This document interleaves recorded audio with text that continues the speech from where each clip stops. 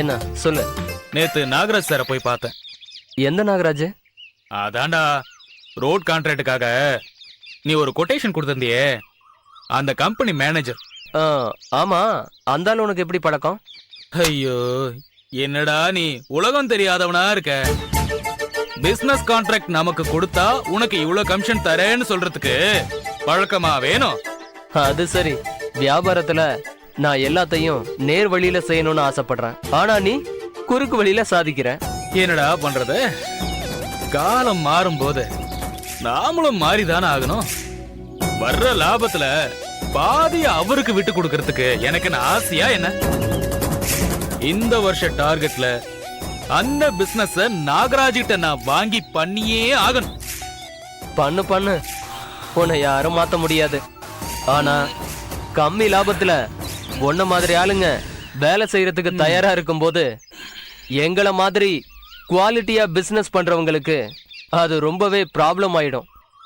நீ அவ்வளவு கஷ்டமா ஃபீல் பண்றதா இருந்தா விட்டு கொடுத்துரு. எப்படி விட்டு கொடுக்கணும்? இப்போ நாளைக்கு நீ அந்த நாகராஜுக்கு கொடுக்க போற கொட்டேஷன்ல எல்லா ரேட்டையும் கொஞ்சம் ஏத்தி கோட் பண்ண.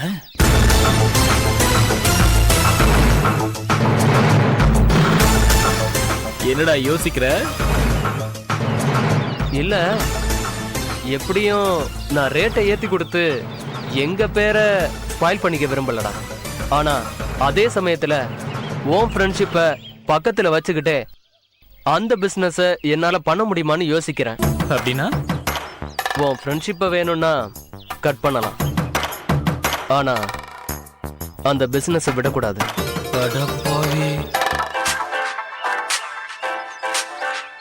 ஹலோ ஐயா, நான் வேலைக்காரி குட்டிமா பேசுறேன். என்ன குட்டிமா?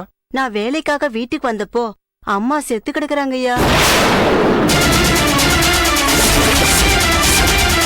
என்ன சொல்ற? ஆமாங்க ஐயா, கத்தியால குத்திருக்காங்க ஐயா. நான் இப்ப வரேன். என்னடா ஆச்சு? பாவடா செத்துட்டாலாண்டா. என்னடா சொல்ற? ஆமாண்டா, வாடா.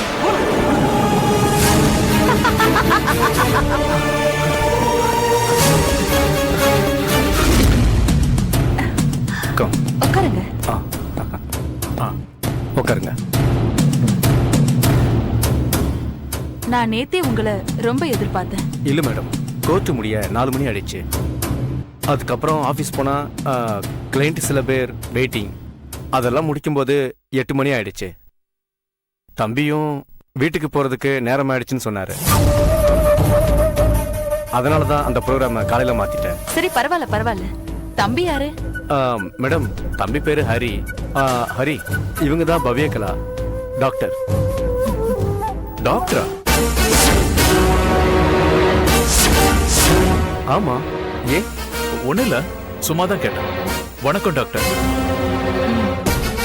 ஆமா, டாக்டர் ஆனு ஏன் கேட்டீங்க? இல்ல, சார் நேத்துல இருந்து ஒரு மேடம் கிட்ட இன்ட்ரோடியூஸ் பண்றேன்னு மட்டும்தான் சொன்னாரு. நான் லாயர்னு நினைச்சேன் மேடம். நீங்க மட்டும் இல்ல, நிறைய பேர் என்ன டாக்டர்னு சொன்னா ஆச்சரியமா தான் பாக்குறாங்க.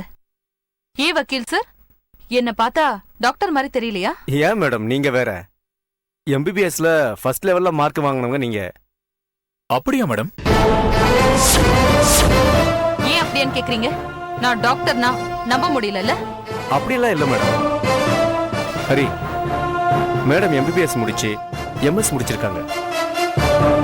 உலகத்துல டாக்டர் சம்பந்தப்பட்ட என்னென்ன படிப்பெல்லாம் இருக்கோ எல்லாத்தையும் முடிச்சிருக்காங்க. இன்னும் படிச்சுக்கிட்டு தான் இருக்காங்க. அப்படியா? இதென்ன அப்படியா? இப்பவும் படிச்சுட்டு இருக்கீங்கன்னு சொன்னா நம்பவே முடியல. அதுக்கு தான் சொன்னேன். ஆமா, நீங்க எந்த ஹாஸ்பிட்டல்ல இருக்கீங்க மேடம்? மேடம் ஹாஸ்பிட்டல்லாம் இல்ல, மனுஷன் உடம்ப அக்கு வேற ஆணி வேற பிரிச்சு படிச்சுக்கிட்டு இருக்காங்க. அது மட்டும் இல்ல, இங்கிலீஷ் மெடிசன், ஆயுர்வேதம், சித்தா, நாட்டு மருந்து எல்லாத்தையும் ரிசர்ச் பண்ணிட்டு இருக்காங்க. ஏன் அப்படி பண்றாங்க? அவங்க பழைய காலத்து சித்தர் குடும்பம், அதனாலதான். என்ன கேட்டா அதெல்லாம் வேஸ்ட். இவ்வளவு படிப்பு படிச்சிருக்கிறவங்க அந்த ரிசர்ச்சுக்கு ஆகிற செலவுல ஒரு ஹாஸ்பிட்டலை கட்டி ஏழைங்களுக்கு இலவசமா வைத்தியம் பண்ணிருக்கலாம். என்ன மேடம் சொல்றீங்க?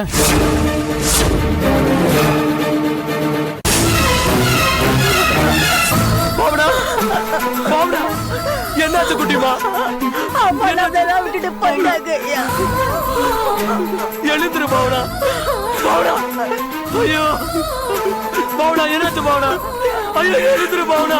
பாவனா, காலையில நல்லா தானே இருந்த, உனக்கு என்னாச்சு பாவனா? பாவனா, எழுந்துரு பாவனா. பாவனா, என்னாச்சு? இங்க பாரு பாவனா.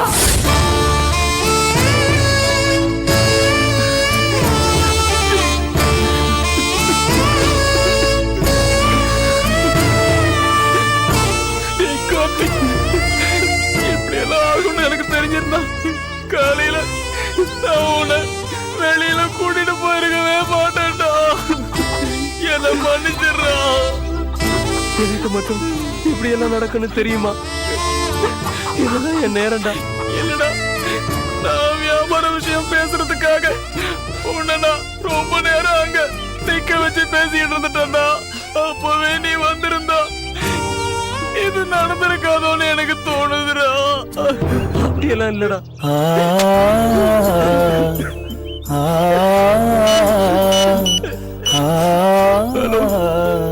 நாகராஜ் சார், இல்ல சார், நான் அந்த டீல மூவ் பண்ணல சார். என் ஃப்ரெண்டு கார்த்திக்கும் அந்த டீல மூவ் பண்ணுவாருன்னு எனக்கு தெரியல. இல்ல சார், அதெல்லாம் பேச நிலைமையில நாங்க இல்ல சார். இப்போ நான் அப்புறம் பேசுறேன் சார். போனை வைங்க சார், ப்ளீஸ் ப்ளீஸ்.